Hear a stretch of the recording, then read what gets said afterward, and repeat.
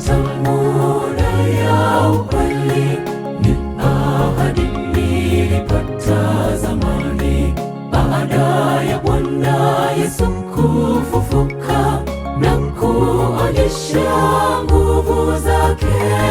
Tuliokuwa tumekata tamaa, ndo tukapata amani tena. Itakuwa shangwe tele tukimuona Mwokozi, maana shida za dunia zote zitakuwa zimekoma. Macho hayajawahi kuona wala masikio kusikia, ndiyo tutayaonja tukiwa naye Yesu mbinguni. Itakuwa shangwe tele tukimuona Mwokozi, maana shida za dunia zote zitakuwa zimekoma. Macho hayajawahi kuona wala masikio kusikia, ndiyo tutayaonja tukiwa naye Yesu mbinguni.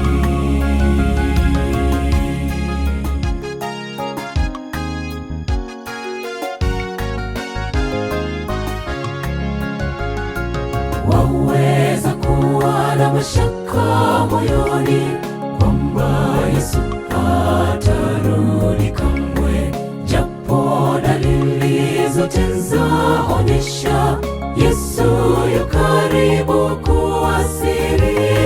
Ndugu yangu, kuwa na imani sana, muda wote tunachukuliwa. Itakuwa shangwe tele tukimuona Mwokozi, maana shida za dunia zote zitakuwa zimekoma. Macho hayajawahi kuona wala masikio kusikia, ndiyo tutayaonja tukiwa naye Yesu mbinguni.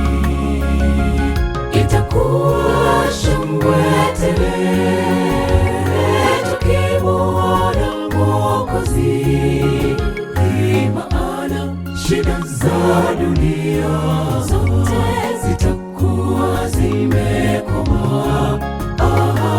Macho hayajawahi kuona wala masikio kusikia, ndiyo tutayaonja tukiwa naye Yesu mbinguni.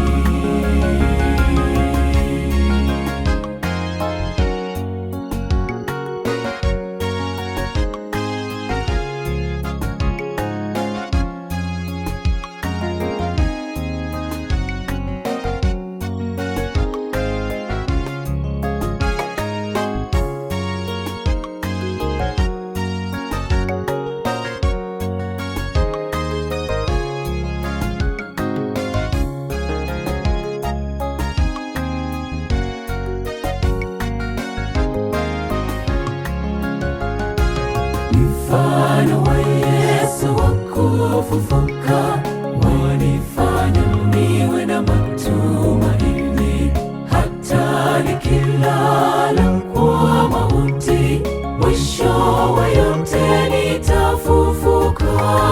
Ila swali moja kwangu na kwako, utakuwa upande gani?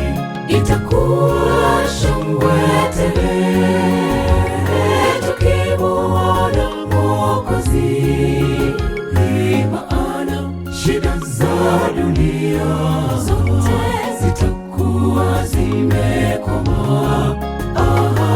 Macho hayajawahi kuona wala masikio kusikia, ndiyo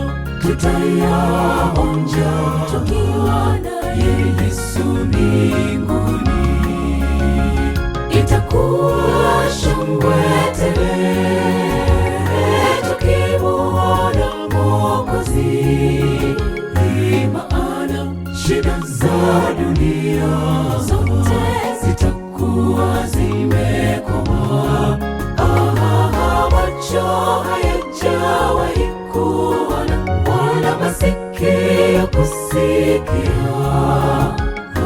ndio tutayaonja tukiwa naye Yesu mbinguni.